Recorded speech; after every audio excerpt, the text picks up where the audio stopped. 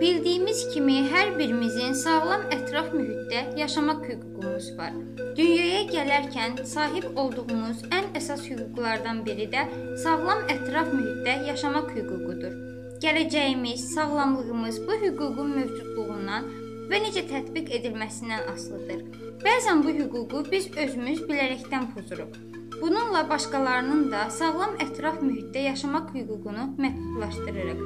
Təsəvvür edin ki, evinizdən gündəlik çıxan zibili atmırsınız. Onu evinizin bir otağına yığırsınız. Ən azı bir aydan sonra üfunət iyindən evə girməniz mümkün olmayacaq. Yaşadığımız bu ölkə, bu dünyada bizim evimizdir.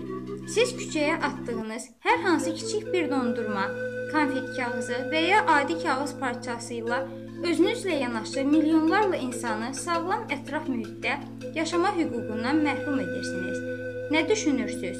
Sizcə niyə hər şey hüquqdan yaxşı bilirik? Niyə nə dövlət, nə də xalq bu hüquqa hörmət etmir? Hər addımımızda bu hüququ pozuruq. Hüquq bir yana bizi ancaq özümüzü düşünüb cəmiyyəti zəhərləməyə nə məcbur edir? Sizcə bu sahədə hansı sərt addımlar atılmalıdır? Sağlam bədəndə sağlam ruh olar deyib atalarımız. Gəlin ilk öncə özümüzü və gələcəyimiz olan uşaqlarımızı maarifləndirək. Uşaqlarımıza sağlam ətraf mühitdə yaşamaq hüququnu öyrədək və təşviq edək.